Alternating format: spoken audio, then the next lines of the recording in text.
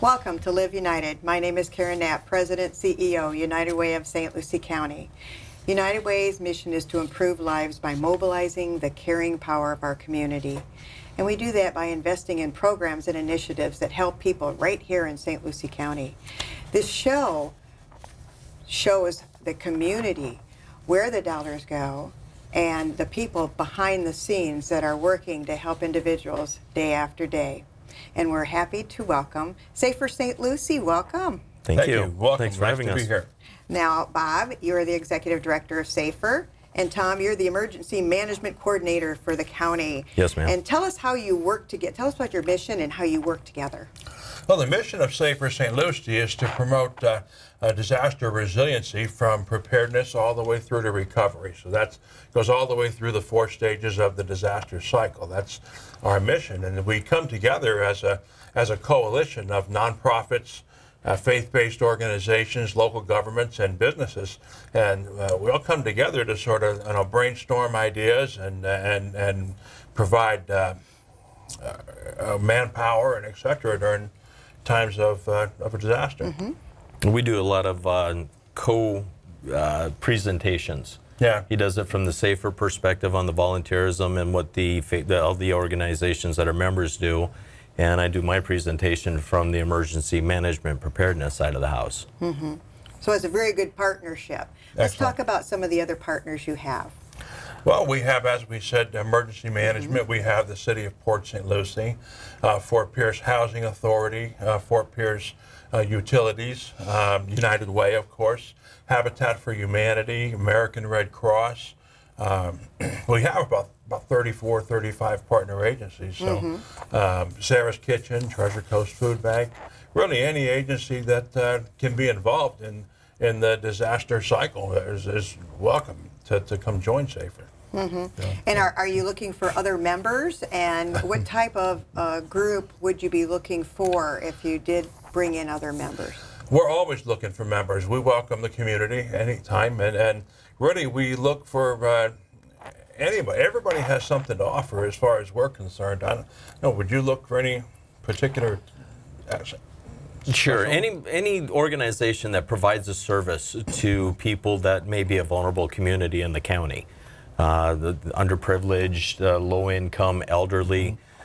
If they become members with us, we get an understanding of what the services are that they're providing for their clients and get an idea of what they're going to need to be prepared for disasters and what we can do to help them recover afterwards, and also have a matrix of what the other member agencies can bring to the table so they can work together after disaster to help the folks that need it the most. I know it's very important to the county and to United Way and to the entire community that we all know what's available to residents before, during, and after disaster. Absolutely. So what United Way likes about this is that we're all working together to really keep from duplication of services and to make sure we have a clear understanding of what everyone's role is and how we can help each other as a community. We talk about resiliency and we talk about preparedness. Can you tell me the difference between, or Sure. How they differ? Well, preparedness is more short-term. Preparedness is having a disaster kit, having a plan for your family and your business, and what you're going to do. Well, resiliency is what I like to call preparedness plus, as it takes in the aspects of having a plan, having a kit, and this type of thing, but it starts before that. And it starts with building relationships and your quality of life, having people, a support system that are going to be there for you to help you, and you would help them in times of a disaster. And it goes through afterwards, and in the end, it goes towards making the community whole again, getting the community back on its feet economically, and recovering emotionally and spiritually, the whole thing afterwards, until people go back to more of a sense of normalcy afterwards. So it kind of starts before it ends a little after. Right. Let's talk about the types of disasters. We're vulnerable to a number of disasters. We all know hurricanes. Let's talk about a few others.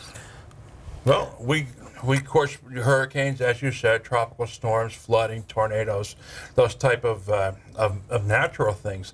But also in St. Lucie County, as in most places in the modern world, we have a multitude of man-made things that we can become subject to as well.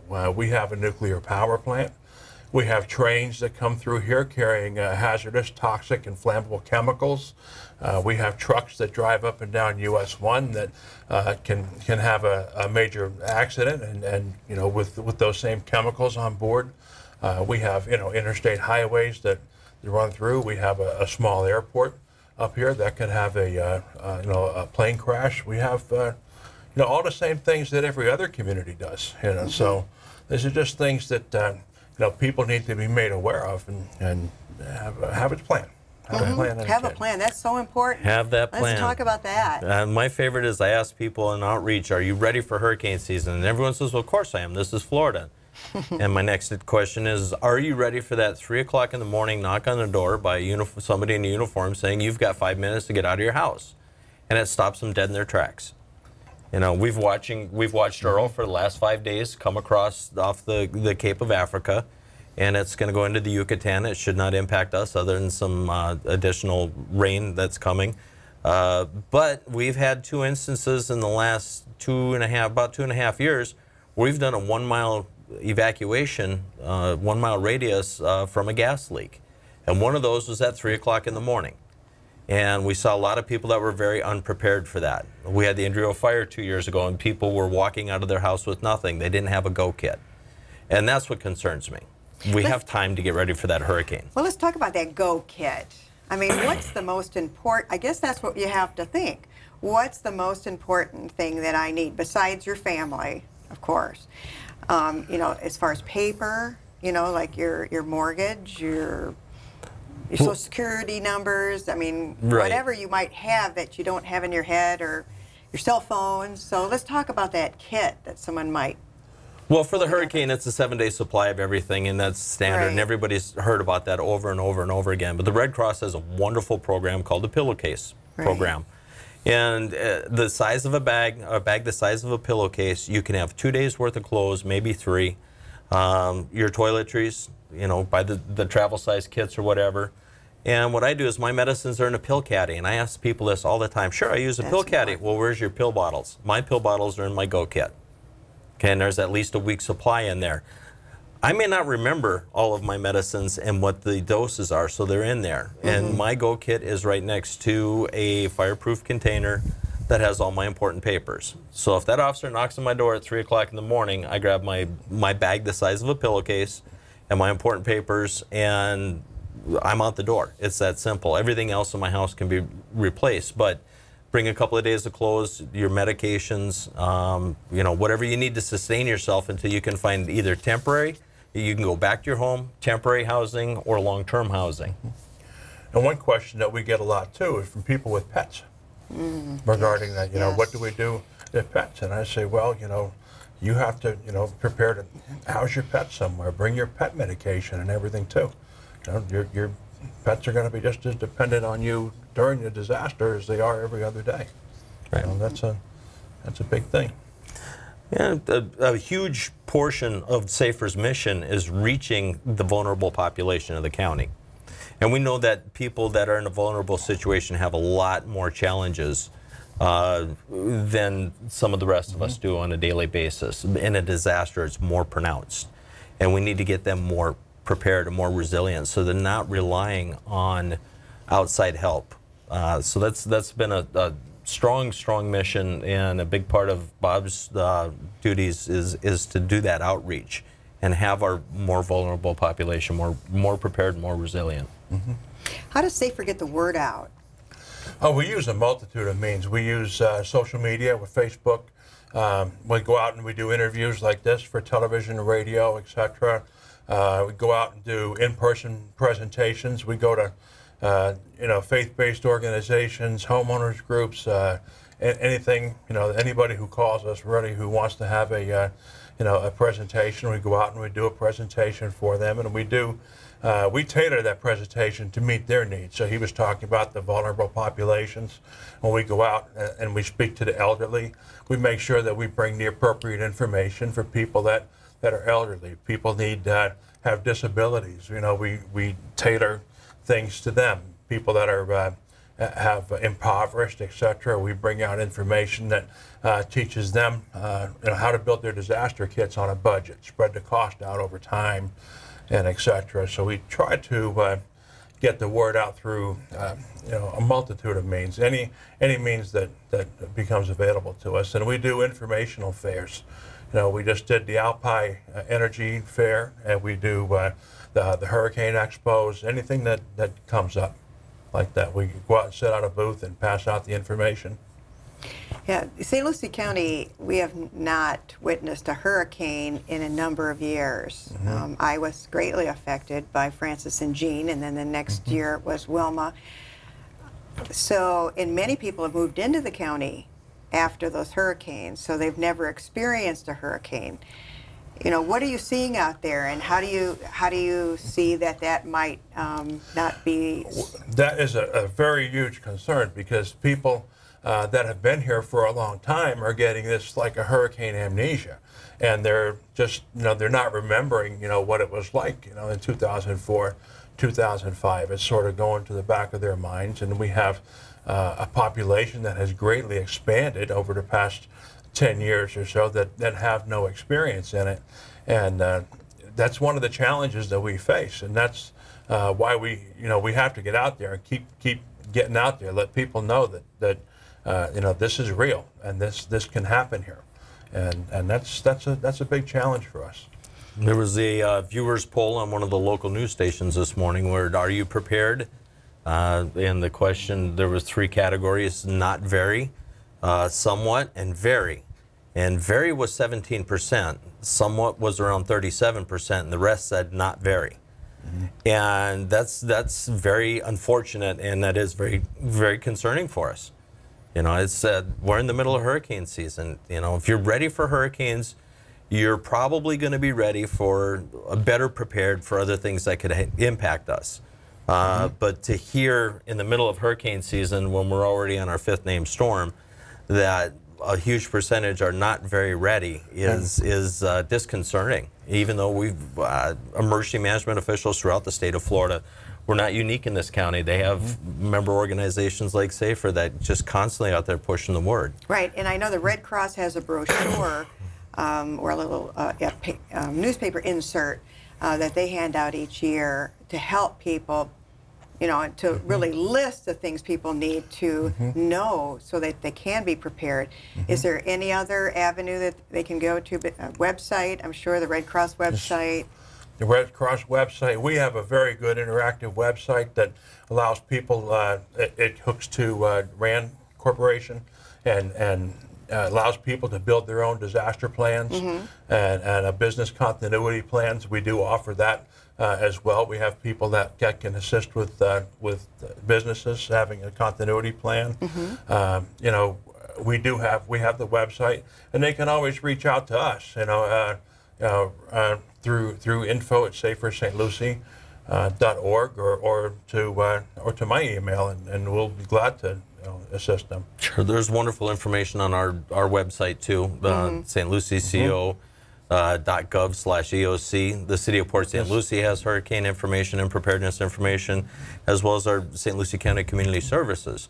Florida Division of Emergency Management, or ready.gov. Okay. Well, I want to thank you both for being here. I mean, you've given us quite a bit of information, and I hope they do go to the websites and they do become better prepared, so when they do the survey again, you know, those numbers are higher. So thank you for joining us, and we'll be right back. I'm lucky. Let me help you with that. I get to do something I love. It has nothing to do with touchdowns or titles. Everybody bring it in. I get to play a part in the life of someone just starting out. How many of you think homework is just as important as teamwork? I help keep kids in school. Good. And that's the name of the game. My name is LaDainian Thomason. I don't just wear the shirt, I live it. Give, advocate, volunteer. Live United. Welcome back. Our guests now are from the Boys and Girls Clubs, St. Lucie County. Welcome. Good, thank you. Boys and Girls Clubs, so highly respected, so needed in this community. You do such wonderful work. Let's talk about the mission and vision for the future for Boys and Girls Clubs here in St. Lucie County. Okay. Well, our mission is to enable all young people, especially those who need us most, to reach their full potential as productive, caring, and responsible citizens. And we're able to do that through our after-school programs, through our summer programs, and our different outreach initiatives such as gang prevention and our truancy. Okay, and you have many clubs and you have many partnerships, and one of your partners is the school district. Yes. I remember years ago when we were just when the Boys and Girls Club had just begun, and you know, they really depended on the school district. They didn't have their own clubhouses. And today you still have that strong partnership with the school district. Can we talk about that partnership? Yeah, definitely. We, going into this new year, we want to just serve more kids. What we found out over the years is that there are a lot of kids that need our services, you know, not just playtime, but really help them with their homework, you know, just some basic life skills that we can help the parents out, so that when the kids do go home, it just hasn't been all school, all play, but there was a balance in between. One of the things that we have said as an organization is that we were going to have zero waiting lists. Means that we want to serve as many kids that need to be served in our schools. Now we know that at some of the schools in St. Lucie County, you know, some of the kids are struggling academically, so we want to be able to put more professional staff in that can help those kids succeed. That's so important, and it's so important to let people know that you're just not a babysitter, that you bring, you know, you enhance the child's life. Yes. And I know we just interviewed your Student of the Year. Yes. That wonderful young lady Alicia. who's out, you know, speaking on your behalf and on behalf of our community. That's what a right. great reflection, you know, she is to her parents, to her school, and, you know, to the Boys and Girls Club, who she says she couldn't have done it without, you know, your support. So you have many children that you are now, that depend on you, and many parents for after school enrichment, and also during the summertime. The beginning of school is approaching, and let's talk about what you offer parents, and like you said, are there any open slots for kids? Well, we have 12 school-based locations that are available in St. Lucie County schools, and then we have 4 neighborhood clubhouses that are tucked in specialized neighborhoods within Fort Pierce and Port St. Lucie. So we give the parents the option of either they can send their child directly to the school cafeteria or their auditorium, or they can hop on a bus and come to one of our neighborhood clubhouses. Our clubhouses usually are open until 7 p.m. So for a working parent, that's optimal for them. And for neighborhood clubhouses, depending if they're on free or reduced lunch, it's $20 for the academic year. Wow, that's affordable. Yes. And how does a parent find out or enroll their child in your program? We actually have open enrollment right now. So for our clubhouses, they can actually for anybody, they can visit our website, which is the best option. That way you can see the address, what's closest to you, what school are we in. And that's bgcofslc.org. Or they can just simply call our office, which is 772-460-9918, and when we can direct them to the best phone number to call to register their child. And the age of the children you serve, or the ages? We serve 5 to 18-year-olds. 5 to 18. So that's basically kindergarten. That's basically Kindergarten through 12th grade. That's great. Okay, a typical day at Boys and Girls Clubs. I mean, when a child is dropped off, let's say after school, what can a parent expect? Well, I think the first thing the parent can expect is they're going to be with caring adults. I think that's very most important. So, because we're not a daycare, Right. you know. So once the kid is dropped off, we're going to break them up in groups, and the kids will begin with their homework time first. And after that takes place, then we will put them in other areas, from art to music to some playtime and just some learning. I mean, we have two different groups. We have the younger group and we have the teenagers. So there's two different things going on. So we're able to give specialized treatment based on the various needs of the groups of kids. That's interesting. Yeah, tell me how you separate the children.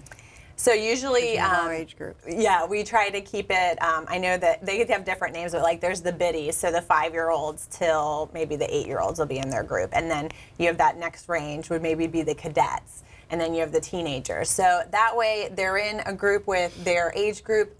What's really neat is so many of our club members, they're coming from different schools a lot of times. They're making new friends there. It's really neat to see two different schools coming together. So we try to set that structure up so we can have specific activities. We call them high yield learning activities. It's mainly the kids are having fun, but we're tricking them. They're really learning. So that's why we separate them that way. Do you have any interaction with the child's teachers, or tell me about that? What we like to do, and for example, this week is our new teacher orientation for St. Lucie County Schools. Right. So we like to put ourselves out there and let them know the services that we can offer to their kids. Now, if a teacher at a school has a child that has a special need, they can actually come to the clubhouse and say, hey, Susie's having trouble with this particular subject. Do you mind working with her on her homework today?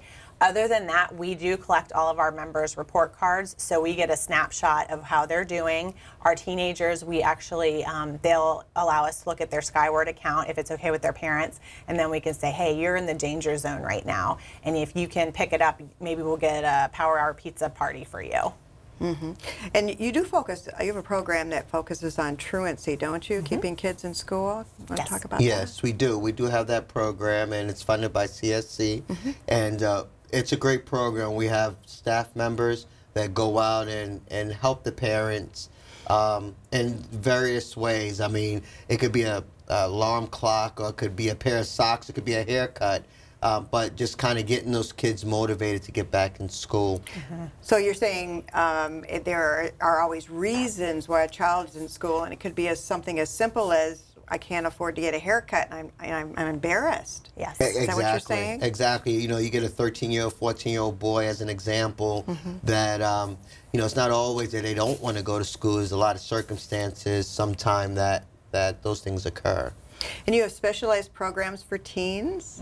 Yes. We are in the Year of the Teen, which is actually a 3-year initiative, but we love it. It's really neat. We're able to do some special things with them. First of all, we provide them their own separate space, their own separate staff. So we have teen directors at all of our neighborhood clubhouses.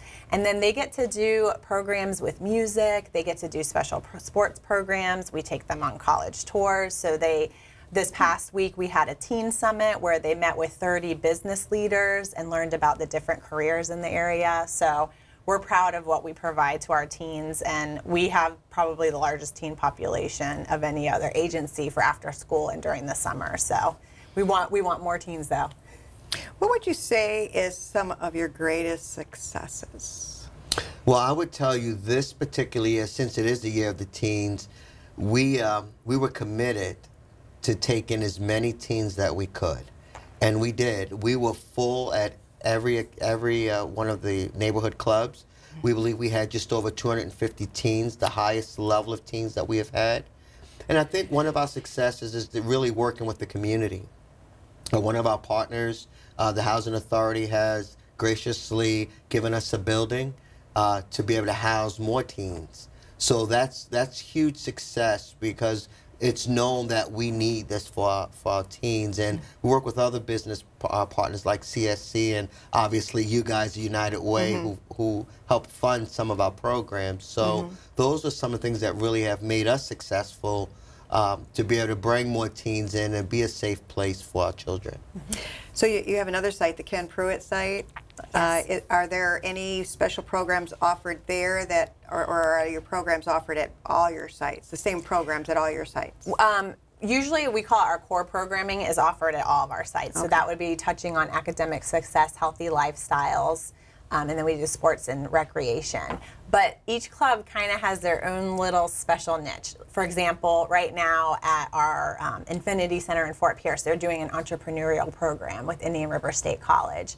At Garden Terrace, they're doing lyricism, which is a specialized, they're laying down beats. I don't want to say it's rap, but they're going to be going to Atlanta on a trip to record their music and their poetry. Ken Pruitt has Taekwondo. So every club has their own little special thing going on. That's great. What are some of the upcoming events? We have a lot. We have a lot of events. We are very, very busy. I do know that the most recent one coming up, we have a golf tournament that's coming up real soon. And we also have our Steak and Steak event, which is our signature event of the year, both happening in October. And you can find that information on your website? On our website, yes. And then between now and then, we do have one special day that's specifically for families. We call it Day for Kids. And it's just one day on September 10th. It's a Saturday where parents can come and spend meaningful time with their children. It's free to the public. We just invite parents to come out and just have a good old-fashioned day with your kids. Bounce houses, cotton candy, special programs, and learn about some resources in the community as well. And what day is that? It's September 10th, and we're going to be hosting that at our Chuck Hill unit in Port St. Lucie. And where is that located? That's located at 198 Northwest Marion Avenue. That's good. That is good. That's really good. Okay, now that, soon you're going to have even more kids because school's going to start, right? So what are some of the needs that you have that you can tell our viewers possibly they could help in some way? Well, money is always a need. You need finances to make things happen. But there's a lot of other tangible things that we could use. We want to be able to get our kids with more electronics. I mean, we would love to have some laptop computers for our kids so that they can do their homework and not have to share some of the computers, so that we can get every kid engaged in their homework. We do have a teen center that we just, as I said, the Housing Authority just given to us, but we got to furnish it, so we could certainly use items for that. And and typically throughout the school year, there are a lot of kids in need. So it could be pens, pencils, it could be volunteers to help kids with their homework, or just to have a healthy adult with them. So we're always in need of volunteers. How about clothing and shoes for teens? Yes, I mean, do you provide that? We usually partner some of the other agencies that collect shoes and clothing. For example, Graceway Village. They provide our kids with vouchers to go and to be able to get that. But every once in a while, it's nice, like for us, something simple like basketball jerseys, because kids that may not have access to sporting at their schools, at their middle school, if it's not provided or if it's too expensive, we want to offer that for them at the club. So if someone wants to volunteer, let's talk about, you have 1 minute left. Volunteerism is so important. Yes. Academic success, I think, is our biggest need for volunteers. So they could actually come to any of our locations if they register with our office and get their screening done. They can help depending on if it's math or science or reading, whatever they are good at. But then we have special things. We have a sewing club. So if somebody likes to sew, we have sewing machines that we have to offer right now. Or if they're really good at sports, come out and play basketball with the kids. So focus on those retirees who are looking for something to do. That's really very important, right? Yes. So you are set for the school year. Is there a cost to the program? Depending on the locations. So the school-based sites, there are a specific cost, and they can find that out by giving us a call. Okay. And at our neighborhood clubs are different as well. So they give us a call, we can provide them all that information. Yeah, and I know you have a sliding scale. Yes. So, a parent should, if they're in need, they need to contact you. Absolutely. Yes, the sooner the better. That's right. And, we don't want to turn any kid away. Right. And, at the end, we have to have the space. So, the sooner they call us, the better. Yeah, the sooner the better. All right. Well, thank you so much for joining us. We appreciate all that you do, and United Way is very proud to be partners with you and to help fund your program. And we want to thank you for joining us. If you can help, if you need any other information, just call the United Way office at 464-5300. Thanks for joining us.